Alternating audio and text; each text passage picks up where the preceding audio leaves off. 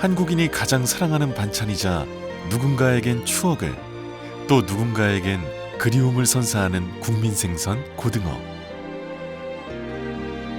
가을배와 고등어는 며느리에게 주지 않는다라는 속담이 있을 정도로 노릇노릇하게 잘 구워낸 고등어 구이는 고소하고 담백한 맛으로 남녀노소 모두의 입맛을 사로잡는데요.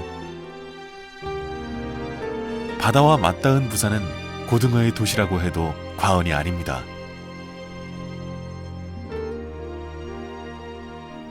한국인이 가장 즐겨 먹는 생선인 고등어.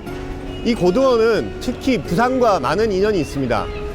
고등어는 부산을 상징하는 시어로 지정되어 있으며 전국의 최대 거래량을 자랑하는 이곳 부산 공동어 시장에서도 고등어는 가장 많은 양을 차지하고 있습니다. 시간이 빚어낸 부산의 맛. 이번에는 묵묵히 부산 사람들의 밥상을 지켜오고 있는 고등어에 대해서 자세히 한번 알아보도록 하겠습니다.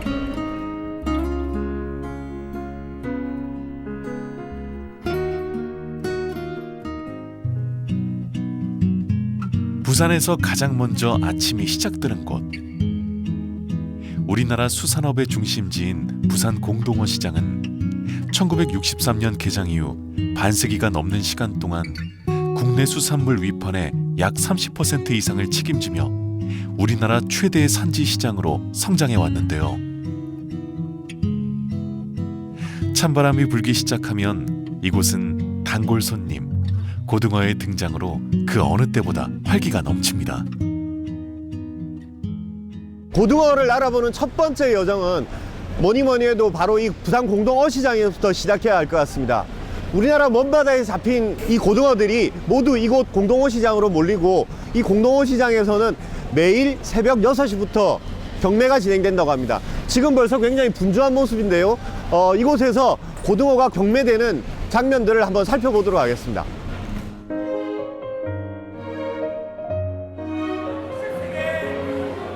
한때 우리네 식탁에 오르는 고등어는 모두 이곳을 통해 유통된다는 말이 있었을 정도로 부산 공동어 시장은 고등어 위판장으로 유명한데요. 우리나라 연근해에서 갓 잡아 올린 싱싱한 고등어를 구하기 위해 경매사들은 새벽 찬바람도 마다않고 물건을 꼼꼼히 살핍니다. 이 공동어 시장은 고등어 물량이 가장 많은 걸로 알고 있는데, 네, 어느 그렇죠. 정도 됩니까? 지금 현재로 봐서는 고등어 물량이 전체 물량의 한 60% 정도는 차지할 것 같습니다. 그럼 국내에서도 고등어가 거래되는 물량은 여기가 공동어 시장이 제일 많겠네요, 그럼. 네, 제일 많습니다. 예전에는 거의 한 7, 80%를 차지했는데 와. 요즘은 조금 이제 분산이 약간 되는 바람에 비율이 다른 조금 지역에서도 좀 하고, 예, 예. 조금 적어지긴 했는데 그래도 전국뿐만 아니라 최대의 어떤 산지 시장. 죄송합니다만 오늘 이 정도 되면 하루에 거래액 금액으로 따지면 어느 정도 나옵니까? 요 정도 물량이면은 약 한 35억 정도는 안 될까. 이야. 그러니까 지금 오늘 요 아침에 요 순식간에 한 35억 정도 거래가 여기서 이루어지는 거예요. 예, 그렇게 보고. 대단하시다. 우리나라에서 생산되는 대부분의 고등어는 어군의 포위망을 조여가며 잡는 선망어법으로 어획되는데요. 연근의 어업 중 가장 큰 규모로 여러 선단이 힘을 모아야 합니다. 때문에 부산에선 청건창망 업자들이 중심이 된 대형 선망 수협이 조직될 수 있었는데요. 대형 선망 조합의 역사는 어느 정도 됩니까? 우리가 1928년도부터 오래되었습니다. 대형 선망 조합에서 이제 가장 많이 어획하시는 게 고등어입니다. 고등어를 한 90%. 90%요? 90%가 우리나라에서는 고등어 잡는 건 90%가 우리 대형 선망에서 잡아가지고 위판을 하고. 금액 정도 이렇게 연간으로 따지면 그게 어느 정도 될까요? 연간 우리가 고등어를 잡아가지고 위판하는 게 2,800억에서 약 3,000억. 한 4년 전에는 센터에 4,000억 할 때는 3,500억까지도 올리는 시절입니다. 그러면 지금 우리나라에서 주로 이제 이 잡히는 고등어는 주로 그럼 어느 해역, 제주도 쪽에서 제일 많이 잡히는 겁니까? 예, 제주도에서 9월 달에서 한 12월 달까지는 정말 고등어가 맛있고 기름도 차고 맛있는 고기 고등어인데 우리가 제주도 바다가 물이 깊잖아요. 예. 동해보다. 예. 깊으니까 물 밑에 있는 사람 조류가 또 셉니다. 사람도 운동 많이 하는 사람이 근육이 세잖아요. 고기도 운동이 많이 하는 사람이 육질이 부드럽고 맛이 있습니다. 기름차고. 90여 년이라는 조합의 역사를 통해 고등어가 서민들의 식탁을 얼마나 오랫동안 지켜왔는지 확인할 수 있었는데요.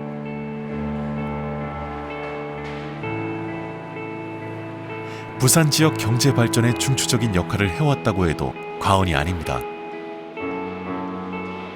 사장님 아까부터 저 고등어를 고르고 계시던데 예. 어떤 고등어를 고르러 나오신 겁니까? 주로 이제 공장에 이제 자반 고등어 만들 거랑 아, 자반용. 예. 그리고 이제 지방에 생물 고등어 이렇게 장사할 거랑 이렇게 예. 두 가지 작업하러 왔습니다. 그러면 뭐 어떤 기준으로 이렇게 고등어를 좀 고르십니까? 이제 선도하고 육질을 먼저 보고요. 그다음에 경매 가격을 이렇게 따져봅니다. 가격은 또 맞아야 되는 거고. 네, 그렇지. 예. 근데 이렇게 봐가지고 겉으로 봐가지고 뭐 선도나 네. 그다음에 뭐 육질을 체크하는 어떤 방법들이 있습니까? 거의 이렇게 육안으로 봤을 때도 알아볼 수 있겠지만은 좀 더 이제 만져보면서 이제 이렇게 이제 만져봐서 탄력을 이렇게 보는 그렇죠, 거네요. 그렇죠. 탄력하고 그러면 육안으로 색감이라든지 이런 근데 궁금한 게 예. 지금 이렇게 고기가 많이 이렇게 누워 있지 않습니까? 예. 근데 이래 몇 개만 이렇게 봐도 그럼 대충 이 무더기에 어떤 선도가 나오는 겁니까? 네, 그렇죠. 그게 같은 배고 배가 잡은 같은 게 배니까. 같은 배니까 그러면 이 고기 이렇게 샘플로 만져봐도 전체 고기를 다 판단할 수가 있죠. 부산 공동어시장에서 경매된 고등어는 매일 아침 전국 각지로 유통되는데요. 상자 가득 바다의 푸르름을 꽉꽉 채워 담으면 만선의 기쁨 못지않은 희열이 느껴진다고 합니다. 밥을 안 먹어도 배가 부르다고 하는데요.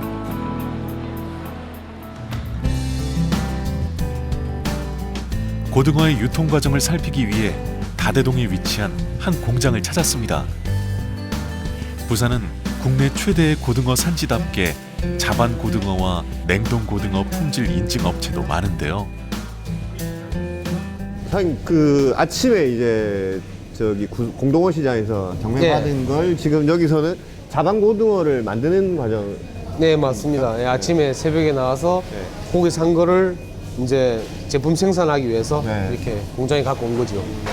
자반 염장을 하는 거는 네. 좀 오래 보관하기 위해서 아닙니까, 그게? 그렇죠. 네, 보통 그러면 이런 식으로 염장을 하면 네. 우리가 유통기한이라 그럴까요? 이게 어느 정도 봅니까? 보통 일반적으로는 한 유통기한 한 1년 정도를 보고 있어요. 1년. 그게 이제 또 상온에 노출됐다가 다시 들어왔다가 또 판매했다가 들어왔다 이렇게 돼버리면 유통기한이 1년은 못 가죠. 이게 소금을 뿌리면 삼투압이 예. 작용이 일어나지 않습니까? 예. 그러면 소금이 들어가고 네. 수분이 빠져야 되는데 네, 네. 그럼 이게 숙성되는 시간이 있을 거 아닙니까? 제품 만든 경험에서 봤을 때는 그 한 1시간 정도가 네, 뭐 딱 적당한 것 같아요. 우리 민족의 고등어 사랑은 조선시대로 거슬러 올라가는데요. 고등어는 성질이 급해 예부터 말리거나 염장을 통해 보관, 유통해 왔습니다. 그리고 지금까지도 전통 방식 그대로 고등어를 즐기고 있는데요. 사실 집에서 생선 자체를 안 구워 먹는 사람들이 많다니까 요새. 네, 그렇죠. 젊은 사람들은. 많죠. 이게 수요가 자꾸 떨어진다 그러는데 네, 어떻습니까? 그 가정 형태보다는 혼자 사는 사람 이제 원래 가족끼리 생선구이라는 거는 이제 그렇지. 가족끼리 이제 굽어서 가족끼리 부모님 애들 같이 해가지고 오붓하게 이제 뜯어주고 이제 생선 발라주고 그런 맛인데 이제 혼자 사는 사람들이 생선 굽어서 지가 가시 발라서 이렇게 먹긴 그러니까. 그렇거든요. 간단하게 해결하려고 하지. 또 집에서 생선 냄새 풍기는 것도 싫어하고. 그런 걸 좀 고려해가지고 뭔가 대안들을 좀 모색하셔야 되겠는데, 그치? 지금 계속 생각 연구 중에 있습니다. 근데 이게 자반 고등어라는 자체는 옛날부터 우리 그 그렇지. 아주 전통적인 네, 그렇죠. 방식이니까. 먹는 네. 음식이다 보니까는 그것은 사라지긴 힘들 것 같고 좀 더 다양한 제품들이 생산돼야 되겠죠. 안 그래도 그것 때문에 지금 많이 연구를 하고 있습니다. 네. 하지만 생활 환경의 변화로 일반 가정에서의 고등어 수요가 점점 줄어들고 있는 상황. 때문에 유통업계는 물론 부산시 차원에서도 고등어 수요를 늘리기 위한 다양한 방법을 모색하고 있는데요. 고등어는 여전히 우리 국민들이 가장 즐겨 먹는 생선입니다. 하지만 갈수록 그 소비량은 줄어들고 있습니다. 이를 타개하기 위해서 고등어 생산자들이 직접 고등어를 판매하는 음식점을 차렸습니다. 그래서 이곳에서는 다양한 고등어 요리를 개발하고 소비자들에게 직접 신선한 고등어를 제공하기 위해서 노력하고 있다고 합니다. 그래서 그 현장을 한번 살펴보도록 하겠습니다. 고등어 요리의 참맛을 많은 이에게 알리기 위해 문을 열게 됐다는 이곳. 매일 아침 갓 잡아 올린 신선한 고등어를 찬으로 내기 위해 부산시와 대형 선망 수협이 뭉쳤습니다. 처음에 어떤 아이디어, 어떤 생각에서 이 음식점을 직접 여시겠다는 생각을 하시게 된 겁니까? 음식점을 이제 이게 처음에 내가 여기 왔을 때 음식을 만들려고 한 게 아니고 우리가 아까도 했지만 레시피에 자꾸 이제 개발을 했지만은 우리가 연구를 할 자리가 없더라고. 사실은 개발을 해야 되는데 그러네. 답답더라고. 이 여기서 하나 만들어서 우리가 수익 창출하는 게 아니고 우리 고기가 바로 잡아가 바로 소비자들 가면 싱싱하잖아요. 네, 맛있잖아요. 예, 그리고 예. 이제 소비를 해가 내고. 그러면 딱 배가 부산 공동어 시장에 닫고 경매가 끝나자마자 바로 이쪽으로 아침에 10시에 어. 경매하고는 바로 오니까 원래 생수라는 데는 신선도 좋아야 맛이 그렇지, 난다니까. 그렇지. 저 소비자들이 선망에서 잡은 진짜 고기 맛있다, 신선도 맛있다는 걸 홍보를 해야만이 맡고 가가지고 고등을 저기 사 먹을 수 있고 그러네. 사 먹을 수 있으니까 우리나라에도 충분히 소비를 할 수 있으니까 그래 안주까지 못 날려지 가지고 소비자들이 못 찾는 게 그게 제일 안타까운 거예요. 고등어 소비를 촉진하고 안정적인 판매망을 확보하기 위해 고등어 전문 식당이 문을 연 건데요. 화덕구이, 회, 찜부터 젊은 층을 겨냥해 개발한 고등어 크로켓, 어묵 등 비린내를 제거한 다채로운 가공식품을 판매하고 있습니다. 여기는 지금 몇 가지 메뉴 정도를 지금 갖고 계신 거예요? 여기는 우리가 지금 한 8개, 9개 메뉴를 지금 애들까지 하고 있는데요. 네. 더 이제 우리가 이제 젊은 층에서 이제 레시피를 만들어 있으니까 계속 이제 만들어가지고 연구를 할 겁니다. 어디 가면 뭐 먹어야 된다는 그 그렇지, 메이커 있잖아요. 그렇지. 그럼 부산 오면은 고등어를 먹어야 된다. 입맛에 맞춰줘야 되는 거라. 입맛이 안 좋아. 아니, 진짜 그런 게 사실 사람들이 제주도 가면 그렇죠. 유명한 고등어 조림집 있고 하잖아요. 이런 거 있다 아닙니까? 근데 우리도 고등어 잡지만은 제주도 가면 고등어 먹으러 가자, 고등어 해 먹으러 가자 하거든. 아니 그러니까 예. 근데 아주 우리가 여기 부산 오면 부산시어 고등어를 해가지고 아까 부산 가면 그거를 먹어야 되겠다 하면 우리 또 이사 잡고 진짜, 또 예, 체인을 예, 찾고 예. 또 우리가 중국산 관광 오면은 관광 코스를 또 부산시와 연결해가지고 이렇게 돌아야 소비가 더 되지 않나. 아, 정말, 예. 그러니까 지금 제일 만들고 있습니다 지금 이제. 부산의 시어인 고등어의 가치를 높이고 지역을 대표하는 명물로 만들기 위한 노력이 이곳에서 이루어지고 있었는데요. 고등어 요리의 표준 조리법을 발굴하고 개발하는 과정을 통해 한식과는 차별화되는 부산만의 음식이 탄생할 수 있기를 기대해 봅니다. 우리나라와 같은 바다를 끼고 사는 일본 역시 오래전부터 고등어를 먹어왔으며 지금도 여전히 대중들에게 가장 사랑받는 생선입니다. 이 대학에는 한때 부산에서 유명했던 일식 요리사였던 분이 교수로 재직하고 계십니다. 그 교수님을 만나서 다양한 일본의 고등어 요리를 한번 만나보도록 하겠습니다.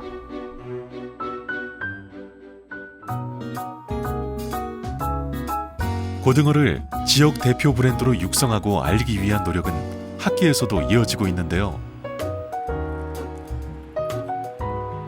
수산물 소비량이 높은 일본의 음식 문화를 통해 고등어 요리의 시장성과 나아가야 할 방향을 확인할 수 있습니다. 아 교수님 이게 순식간에 고등어 요리 4가지가 딱 만들어졌는데 이 각각 요리 뭐 설명을 좀 부탁드릴까요? 원장님? 예. 신선한 고등어를 아침에 이제 어시장에서 경매를 받아가지고 네. 와가지고 이제 소금하고 네. 그리고 식초에다가 네. 절여서 만든 그 초절임, 한국말로 초절임인데 일본말로는 시메사바라 그러죠. 예. 요거는 그러면 이제 요 고등어를 가지고 그 초밥을 만듭니다. 그렇죠.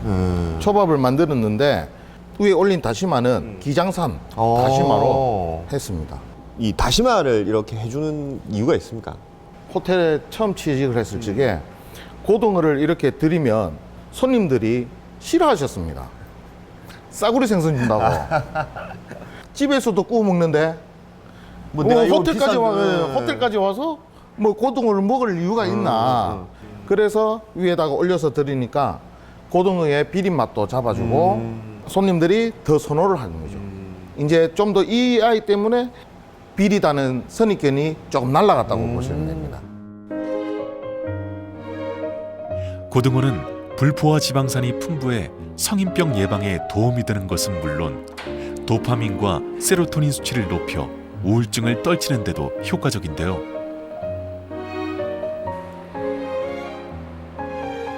맛과 영양이 뛰어난 고등어의 조리법이 보다 폭넓게 개발된다면 우리나라에서도 충분히 오랫동안 사랑받을 수 있습니다. 그 일본 사람들이 여러 가지 생선들을 좋아하는데 고등어도 좋아합니까? 좋아하죠. 일본 사람들은 고등어뿐만 아니고 네. 등푸른 생선들, 감칠맛이 많은 등푸른 생선들을 엄청 좋아하죠. 고등어는 정말 어떻게 조리하느냐에 따르지만은 이렇게 사시미나 초밥으로도 정말 많이 드시죠. 예. 그러니까 결국 일본이나 우리나라나 잡히는 고등어는 거의 뭐 같은 바다에서 난다고 봐도 되겠네. 그렇게 보셔도 되겠죠. 근데 해류성 어종이기 때문에 돌아다니지 않습니까? 예, 그렇지. 한 군데 머무는 생선이 아니고 어. 뭐 참치나 이런 생선들처럼 돌아다닙니다. 이렇게 해류성 어종이기 때문에. 그래서 양식 보거나 이제 보면 돌게 그 수족관 보셨죠? 물이 이렇게 그렇죠. 이렇게 돌아가지고. 그냥 가만히 있지 않고 물이 돌아가게. 부산 고등어는 네. 최고라고 생각하고 있습니다. 진짜로요? 예, 뭐 노르웨이산도 있고 예, 노르웨이산도 예, 좋지 예, 않습니까? 예. 부산에서 앞바다에서 나는 고등어는 정말 지방도 풍부하고 그리고 뭐 일본에 비교해 가지고 전혀 뭐 지방질이라든지 육질이라든지 떨어지다고 생각을 안 하고 있습니다. 우리는 그동안 고등어에 소금을 솔솔 뿌려 구워 먹기도 하고 매콤한 양념을 발라 지져 먹기도 하고 바삭하게 기름에 튀겨 먹기도 하고 생선 한 마리로 풍성한 음식을 만들어 먹었는데요. 우리만의 독창성에 해외의 우수한 조리법이 더해진다면 고등어가 우리에게 선사할 기쁨은 앞으로도 클 것 같습니다. 한편 부산에서 고등어를 논할 때 절대로 빼놓을 수 없는 곳, 바로 광복동 고갈비 골목인데요. 부산 사람들에게 고등어가 특별한 이유를 이곳에서 찾을 수 있습니다. 그 소장님은 지금 뭐 아주 오랫동안 이 광복동 근거지로 해서 활동하고 계시는 걸로 알고 있는데 요 골목을 언제부터 다니기 시작하신 겁니까? 제가 76년도에 네. 그 당시에 뭐 우리는 아직까지 뭐 사회 그 돈을 벌던 시기가 아니라 가지고 이 고갈비가 그 당시에 제일 만만했었어요. 가장 싸게 먹을 수 있는 정도라서. 그때 뭐 300원, 400원. 구석구석 있었어. 그때 학생들 뭐 돈 있나요? 묻고 시계 맡기고 뭐 맡기고 묻고 땅하고 뭐 전신 이거지 뭐.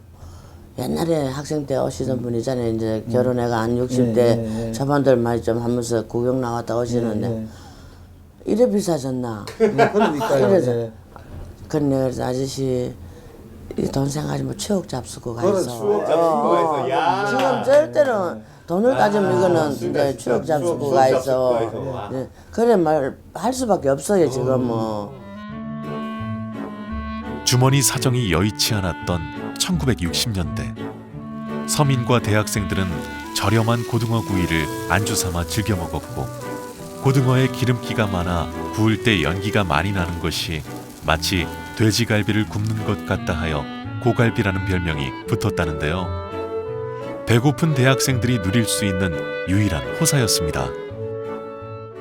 제일 기억나는 게 이제 79년 부마 때. 부마 때에 제가 그때 사실 이 골목에서 시위를 하고 다녔던 것 때문에 이제 좀 기억이 나고 그 당시에는 뭐 이 골목에서 장사하시는 분들이 좀 고통을 많이 받았어요. 이 안에 뭐 거의 뭐 체류탄 쏘면 이게 체류탄다며만 나도 맞아봤는데 네. 눈도 못 뜨고 이랬어요. 그럼 사장님은 여기 지금 몇 년 장사하신 지 몇 년? 이제 43년째 들었네. 2월 17일 날. 우와.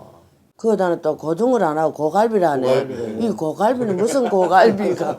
이래서 그는 이제 동대 학생들이 돈 없어가 이제 이 살고기 먹고 뼈다구 사이에 그 이렇게 뜯어 먹으니까 갈비 떴 날에 한 학생이 그래 고등어니까 고갈비 아이가 이는 이제 고갈비가 별명이 그러니까 되는 이걸 거예요. 그냥 고등어구이 이러면은 별 볼 일 없는 그냥 뭐 그렇지. 생선 한 마리 구운 것에 불과한데 고갈비라는 단어가 들어가면서 품격이 생겨버렸잖아요.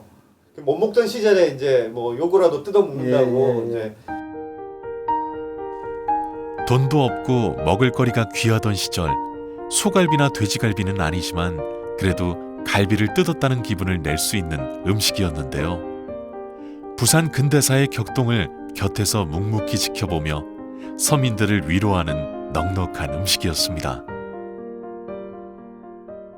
이 그 고갈비 같은 경우는 아까도 말씀드렸듯이 이것이 우리의 그냥 반찬에서 이 국민 생선 그리고 부산의 시어까지 되는 이런 과정 같으면은 이거는 충분히 살릴 수 있는 이 어떤 대중적인 어떤 공감이 있는 이 상품이 된다는 거죠.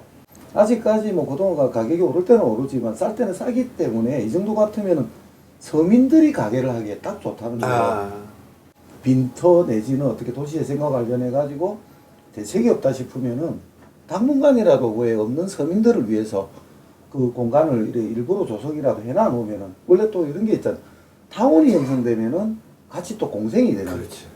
그리고 어떤 잊혀져 가고 있는 이런 예를 들어서 그렇습니다. 지금 딱 2집이 남아 있는데 뭐 한 분이라도 만약에 문을 닫게 되면은 그 한 집이 만약에 그 뭐랄까 혼자 하다가도 안 되지만 결국은 사라지는 그게 될 수가 있으니까 이거를 정책적으로라도 이걸 또 육성을 시키고 그러면서 서민들 내지는 어떤 이 뭐라 합니까 그 직업이 없는 젊은 청년들을 또 살리는 과거 그 좁은 골목길에 12어 가게가 연탄불에 생고등어를 연기와 함께 피워댔지만 지금은 골목 끄트머리 2개의 적막한 불빛만이 그 골목을 지키고 있는데요. 부산 시민의 추억이 녹아있는 고갈비 골목의 불빛이 오래도록 꺼지지 않기를 바라봅니다.